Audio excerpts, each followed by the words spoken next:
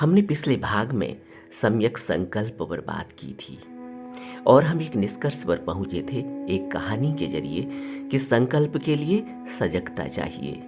चेतन मन की जागरूकता प्रगाढ़ होनी चाहिए ताकि उसकी छाप अचेतन तक पहुंच जाए और सिर्फ लक्ष्य की याद बनी रहे। और यहीं हमने भी अष्टांगिक मार्ग का एक पड़ाव पार कर लिया, यानी जैसे कि हमने अष्टांगिक मार्ग को 3 खंडों में बांटा था, प्रज्ञा, शील और एकाग्रता। तो इस तरह हमने पहले खंड प्रज्ञा को समझा है। आज हम दूसरे खंड शील पर बात करेंगे। जैसे कि ऊपर बताया कि शील के 3 भाग हैं, सम्यक वाक, सम्यक कर्मांत और सम्यक आजीव। सबसे पहले शील को समझते हैं। प्रज्ञा और शील दोनों एक दूसरे के संपूरक हैं। अगर प्रज्ञा आई तो शील आया और अगर शील आया तो प्रज्ञा आई। प्रज्ञा पर हम बात कर चुके हैं और आज शील की बात करते हैं। शील का शाब्दिक अर्थ है नैतिक कर्तव्य, दायित्व, उपदेश, नेक आचरण। और शील से अभिप्राय है मन, वाणी और कर्म का नैतिक संयम। इसका मुख्य उद्देश्य भिक्षु और भिक्षुणियों के लिए बनाए गए कई नियमों से है, जो सम्यक वाक, सम्यक कर्मांत, सम्यक आजीव के अलावा पंचशील के नियम पर भी लागू होता है। समाधि तक पहुंचने के लिए प्रज्ञा और शील दोनों सीढ़ियों से होकर गुजरना होता है, अन्यथा समाधि तक की यात्रा कभी नहीं हो सकती। तो यह दूसरी सीढ़ी है और आचार और व्यवहार के दृष्टिकोण से अहम भी है और कर्मों के दृष्टिकोण से भी अहम है। एक भिक्षु को अपने मन, वाणी और कर्म पर कितना सावधान रहना चाहिए, इसका जिक्र हम यहाँ करेंगे। तो सबसे पहले मन की बात करते हैं कि यह मन क्या है। एक छोटे से बच्चे से लेकर बूढ़े तक सभी मन की बातें करते हैं। बच्चे को बोलो दूध पी लो तो वो कहेगा मन नहीं कर रहा है। पढ़ाई कर लो तो वो कहेगा जब मन करेगा तब पढ़ूंगा। किसी बूढ़े को बोलो खाना खाने का टाइम हो गया, चलो खाना खा लेते हैं, वो कहेगा मेरा मन नहीं है, या ऐसा खाने का मन कर रहा है आदि। यह मन क्या है?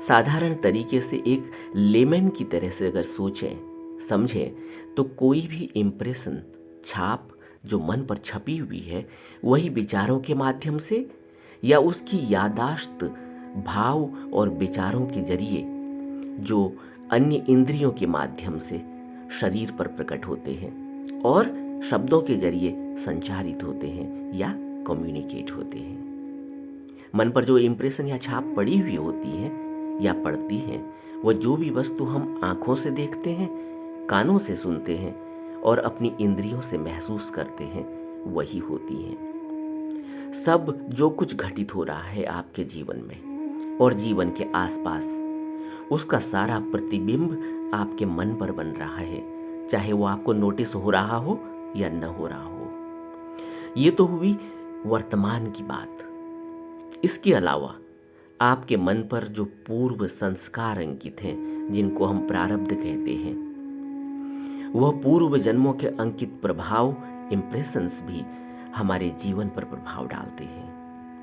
लेकिन यह बात मानने में आज के युग के बच्चों को, टेक्नोलॉजी वाले लोगों को थोड़ी दिक्कत होती है। यही वजह है कि ज्ञानियों ने कहा कि पहले आपकी प्रारब्ध बनती है, यानी आपके मन पर अंकित प्रभाव, संस्कार, और उसके बाद आपकी देह बनती है और वजूद बनता है।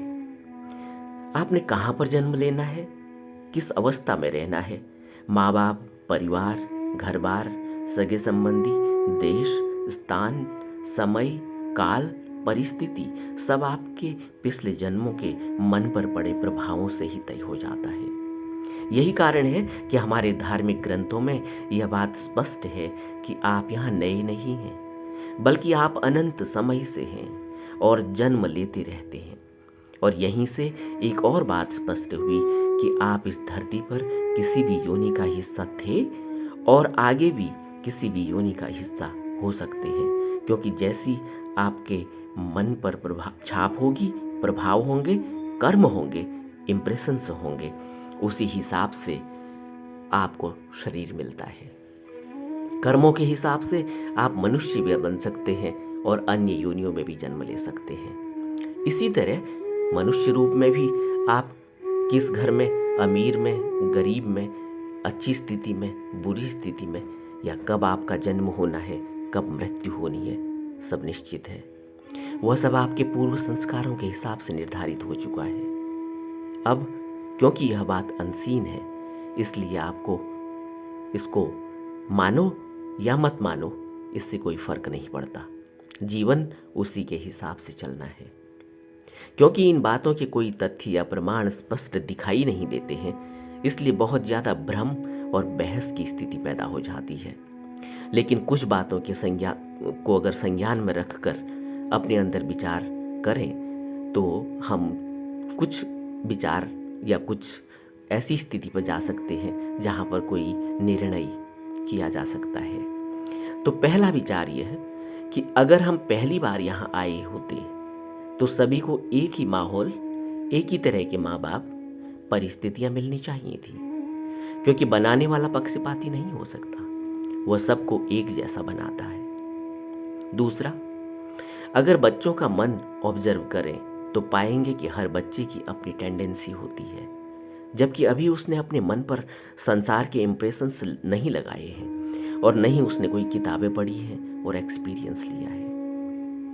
और अगर सारे बच्चे घर के अलग होते हैं, चाहे माँ बाप एक ही हैं, सबका मन अलग अलग है। यह मन अनंत जन्मों की यात्रा का परिणाम है। हर बच्चे की अपनी चॉइसेस हैं, बुद्धि है, इंटेलेक्ट है, ऑब्जर्वेशन है। दूसरा, जीवन और मरण सबका फिक्स है, जिसका किसी को कोई पता नहीं। यहाँ तक कि माँ बाप भी नहीं जानते कि बच्चा किस घड़ी में पैदा होना है। दूसरा, भविष्य में किसने क्या बनना है, कहाँ जाना है, परिस्थितियाँ, माहौल, संग साथ, लेना देना, रहना, बिछुड़ना, किसी भी बात का कोई पक्का नहीं। यह कुछ बातें आपको विचार के लिए बताई गई हैं, न कि कोई बहस और ज्ञान के लिए। यह थोड़ी सी जानकारी या हिंट मैंने आपको मन के बारे में दी है, जिसको आप और गहराई में विचार कर सकते हैं। अब एक प्रश्न उठता है कि अगर मन पर पहले से ही सब कुछ लगा है, सारे इंप्रेशंस हैं, तो सब कुछ उसी हिसाब से हो रहा है, तो फिर हम यहाँ क्या कर रहे हैं? हम तो कुछ नहीं कर रहे हैं। यहीं से बुद्धि की सम्यक दृष्टि और सम्यक संकल्प यानी प्रज्ञा के माध्यम से देखने और करने की शुरुआत होती है। प्रज्ञा क्या है? सम्यक दृष्टि, सम्यक संकल्प, इसके दो भाग हैं जिनको अब हम अच्छे से समझ चुके हैं पिछले वीडियोस में। तो प्रज्ञा के जरिए ही हम अपने मन को देख पाएंगे और पुराने प्रभाव जो इस पर लगे हैं उनका अवलोकन कर पाएंगे। और रहस्य इस जीवन का ऐसा है कि जब भी सम्यक दृष्टि से और सम्यक संकल्प से मन के अंदर उठ रहे विचारों को, प्रभावों को देखा जाता है एक दृष्टा की तरह, तो वह तत्क्षण गिर जाते हैं। उस विचार का प्रभाव खत्म हो जाता है और वह आगे को कोई कर्म का निर्माण नहीं करता। एक साधारण से उदाहरण से समझते हैं। आप बहुत गुस्से वाले आदमी हो बचपन से, यानी आपके संस्कार में पूर्व जन्म के प्रभावों में गुस्सा है।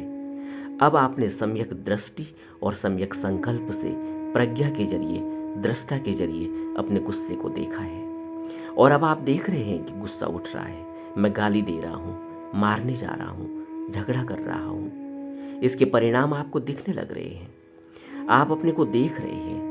तो क्या आप गुस्से में वह सब कर पाएंगे जो आप साधारणतया करते थे? एकदम आपको दिखाई देगा कि यह सब व्यर्थ है और आपका गुस्सा कम होने लगेगा और आप बात को बढ़ाएंगे ही नहीं। क्या होगा? आपके कर्म होने से बच गए। पुराना प्रभाव मन पर आपको दिखने लगा और प्रज्ञा और होश से आपने उसको रोक लिया। अब उसके द्वारा जो कर्मों का सिलसिला था वो रुक जाएगा और आपके जीवन में क्रांति घटेगी और धीरे धीरे आप कर्मों के प्रभाव से बचने लगेंगे। आज हमने मन पर थोड़ी बात की है जिसको आप अब अपने अंदर समझने और विचारने की कोशिश करेंगे, लेकिन यह बहस की बात नहीं है। अगर आप इससे सहमत नहीं हैं तो छोड़ दें, भूल जाएं, मगर बहस नहीं करें। अगले पार्ट में हम फिर मन, वाणी और कर्म पर बात करेंगे।